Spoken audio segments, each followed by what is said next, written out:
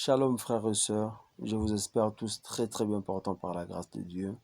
Je suis Enoch Lungala, l'un des intervenants de cette activité, une activité qu'on avait commencé depuis lundi 1er novembre et que par la grâce de Dieu nous sommes en train d'évoluer.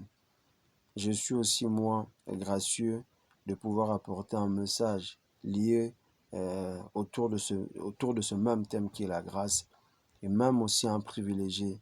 Mais au-delà de tout ça, j'ai une responsabilité que j'ai reçue de la part du Seigneur de pouvoir apporter une portion de la grâce aussi que j'ai reçue du Seigneur.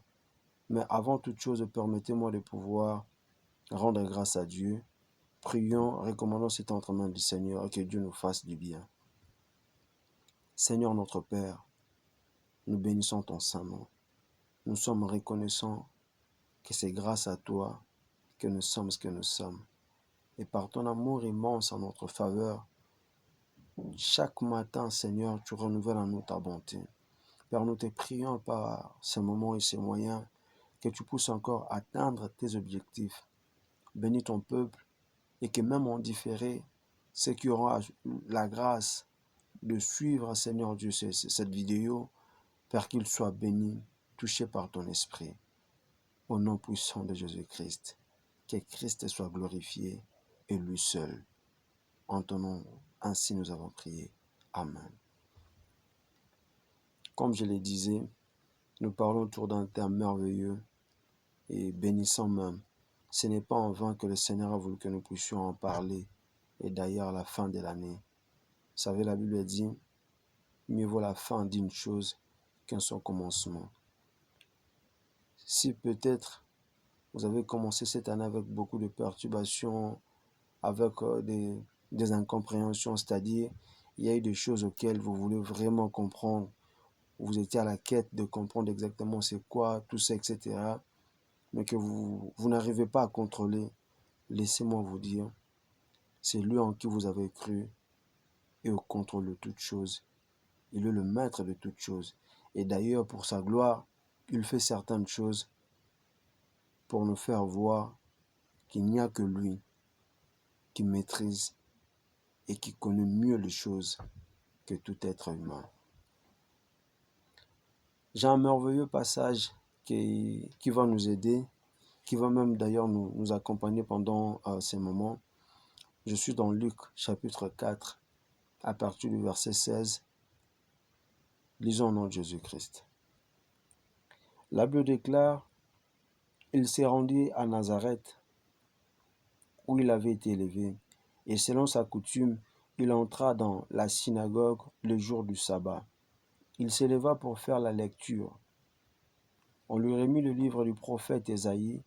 L'ayant déroulé, il trouva l'endroit où il était écrit « L'Esprit du Seigneur est sur moi, parce qu'il m'a oint pour prononcer une bonne nouvelle, pour annoncer une bonne nouvelle aux pauvres.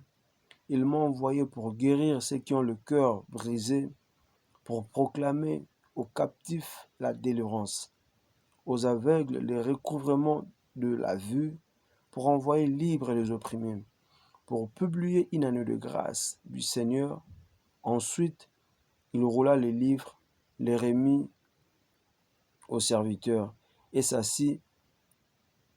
Tous ceux qui se trouvaient dans la synagogue avaient le regard fixé sur lui.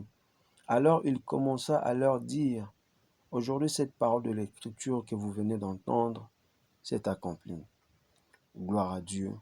Un merveilleux message. Je suis fort convaincu que l'ensemble de la Bible se renferme par la grâce. Quand nous parlons de la grâce, nous voyons l'amour de Dieu. Quand nous parlons de la grâce, d'ailleurs même par définition, la grâce signifie une faveur imméritée. C'est-à-dire, on t'a donné quelque chose que toi tu ne mérites pas, que tu ne méritais pas. Un peu comme cet officier supérieur qui est venu rencontrer Jésus pour plaider en faveur de son serviteur qui avait bâti une synagogue pour eux. Il dira à Christ que cet homme mérite. Pourquoi? Parce que cet homme leur avait fait tellement du bien pendant qu'il était en bonne santé il avait construit aussi une synagogue en leur faveur qui les permettait aussi de faire certains cultes, de choses, tout ça. Et quand il était malade, ils étaient obligés, et aussi à leur tour, de pouvoir lui apporter leur soutien parce qu'il méritait. Mais ici, la grâce ne signifie pas le mérite. La grâce veut tout simplement dire une faveur imméritée. Donc quelque chose auquel vous ne méritez pas. Ce n'est pas parce que vous êtes qualifié, voilà, vous avez une connaissance très élevée que vous méritez avoir une certaine, voilà, gloire, etc. Je ne sais pas moi. Mais la grâce de Dieu, c'est quelque chose qu'on ne mérite pas. C'est quelque chose que Dieu lui-même, par son amour, nous donne, nous fait obtenir cela. Et ici, je parlerai de la grâce en tant que personne. Ici, j'ai parlé de la grâce en tant qu'une personne. Le prophète Ésaïe, dans son livre, est en train de dire, on était tous errants. Chacun suivait sa propre voie. On était très éloignés de Dieu. On ne connaissait même pas la voix du Seigneur. Et la grâce est venue. La grâce nous a enseigné. La grâce nous a rapprochés de Dieu. La grâce nous enseigne le voie de Dieu.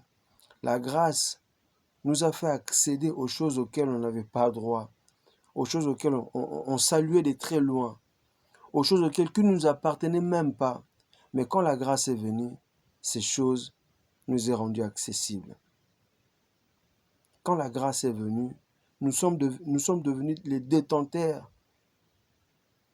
Nous sommes devenus les détenteurs de choses divines en nous. Et cette grâce nous a ouvert les portes de majesté. La Bible est en train de dire ici dans Luc, que nous venons de lire, Luc chapitre 4, le verset 19, excusez-moi, à partir du verset 16, que le Seigneur, dans la coutume juive, s'est rendu aussi dans la synagogue. Pourquoi? Pour enseigner.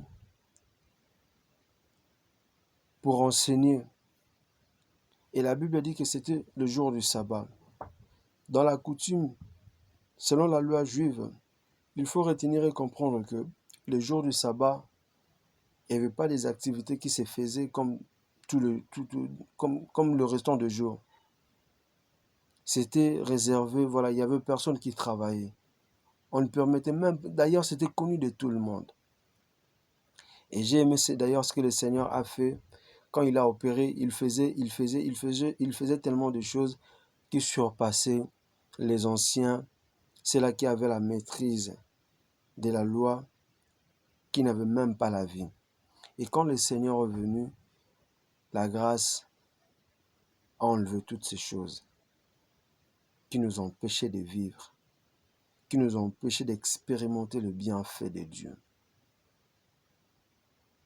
J'aime beaucoup dire, moi, ça n'engage que moi, si cela ne dépendait que de moi, je le dis bien, si cela ne dépendait que de moi, tous les jours de notre vie doivent être les journées d'adoration, de louange, pour ce que le Seigneur a accompli, pour ce que la grâce a apporté. Mais comme ça dépend de l'Esprit, c'est lui qui conduit. Mais ici, nous venons de lire les buts pour lesquels la grâce a été venue, la grâce a été envoyée, les buts pour lesquels la grâce est venue vers l'homme. Je vous rassure que je ne saurais pas parler pendant ces quelques temps suffisamment de la grâce. Me plaise à Dieu pendant ces quelques minutes ici, que j'en parle comme je dois en parler et selon qu'il veut que j'en parle. La Bible dit dans le verset 18, « L'Esprit du Seigneur est sur moi, parce qu'il m'a oint pour annoncer une bonne nouvelle aux pauvres. Il m'a envoyé pour guérir ceux qui ont le cœur brisé, pour proclamer aux captifs la délivrance, aux aveugles le recouvrement de la vue, pour renvoyer libres les opprimés, pour publier une année de grâce du Seigneur. » Permettez-moi de dire que la grâce signifie aussi la paix. Permettez-moi de dire que la grâce signifie aussi le repos. pour publier une année de grâce. Je l'ai dit précédemment ici, Dieu est amour. Même ceux qui ne croient pas, même les athées, savent, reconnaissent que Dieu est amour. J'ai été surpris une fois même d'entendre certaines personnes qui ne croient même pas en Dieu en disant, parlant même de la bonté de Dieu, parlant même de l'amour de Dieu. Et ici, la grâce étant tellement miséricordieux, étant tellement rempli d'amour, rempli de bonté, la Bible dit, et d'ailleurs même, il explique le pourquoi il a été oint. Premièrement, pour annoncer la bonne nouvelle aux pauvres, guérir ceux qui ont le cœur brisé, renvoyer libres les opprimés, renvoyer libres les opprimés, publier une année de grâce. Je prie par la grâce de Dieu que cette année, l'année qui vient et qui reste à venir, soient tous les années de grâce, les années de faveur imméritée. L'année qui vient et qui reste à venir, soient tous les années de grâce, les années de faveur imméritée, les années auxquelles tu ne fourniras pas assez d'efforts, même si tu auras à faire des sacrifices, mais que ces sacrifices soient accompagnés de la grâce de Dieu. La grâce de Dieu, autrement je l'appelle, c'est la touche de Dieu. Vous savez, quand vous jouez dans un mode de football et que vous savez que dans votre équipe, vous avez quelqu'un de très fort, des joueurs expérimentés que nous connaissons tous. Vous avez peut-être un Lionel Messi dans votre équipe, vous avez un Cristiano dans votre équipe, vous êtes rassuré qu'il fera quelque chose de merveilleux, qui remportera, qui vous donnera la victoire. Et la grâce est plus que ça. La grâce, c'est le touche de Dieu. La grâce, c'est quelque chose que, des fois, ça me surpasse. Humainement par là, je ne saurais pas comment expliquer ces choses si ce n'est par l'Esprit de Dieu. Et la Bible est en train de dire que il a reçu, il a été oint pour annoncer la bonne nouvelle aux pauvres, à ceux qui souffrent, à ceux qui ne savent que faire, à ceux qui ne savent, à ceux qui sont limités, qui ne savent pas avancer. La grâce de Dieu était venue pour annoncer la bonne nouvelle aux pauvres, guérir ceux qui ont le cœur brisé, redonner la vie, renvoyer libres les opprimés, aux aveugles qui ne voyaient pas, aux captifs qui ont été emprisonnés depuis très très longtemps. Lisez le livre de Jonas. Quand vous lisez le livre de Jonas, tous ces 4 chapitres, vous verrez combien Dieu est amour. Alors que ce peuple de Ninive était tellement rempli de mauvaises actions, qui faisait énormément de mauvaises choses. Mais la Bible déclare, Dieu par son amour a voulu sauver. La grâce ne perd jamais. La grâce de Dieu ne perd jamais. J'ai prié que en cette fin d'année, que la grâce de Dieu puisse entrer dans tes affaires, que la grâce de Dieu puisse entrer dans ton travail, que la grâce de Dieu puisse entrer même dans ton foyer, dans ton vie de couple, dans la vie de tes enfants, dans l'éducation de tes enfants, dans la vie scolaire de tes enfants, dans tes études, dans tout ce que tu es en train de faire, même dans le ministère, dans c'est à quoi le Seigneur t'a appelé. Que la grâce de Dieu t'accompagne, que la faveur de Dieu t'accompagne. Une année de grâce que le Seigneur t'est venu à publier, soit ainsi dit et soit même faite. La Bible dit à la fin, au verset 21, alors il commença à leur dire, aujourd'hui, cette parole de l'écriture que vous venez d'entendre s'est accomplie. Gloire à Dieu. La grâce dont nous sommes en train de parler pendant ces moments, frères et sœurs, rassurez-vous, ça a été déjà accompli. Il vous suffit de croire. Il vous suffit d'avoir la foi à la personne de Jésus-Christ. Il vous suffit de croire en ce que Christ a accompli.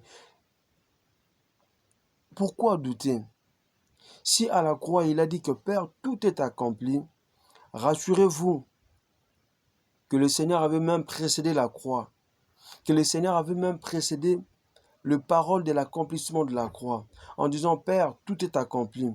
Ici, il n'est même pas encore monté sur la croix de Golgotha, il a confessé l'accomplissement de merveilles de Dieu dans ta vie, dans la vie de tes enfants, dans la vie de ton foyer, dans la vie de tes études, dans la vie de tes affaires, dans la vie de tes activités, dans la vie de ce que tu es en train de faire. Le Seigneur a proclamé que tout est accompli.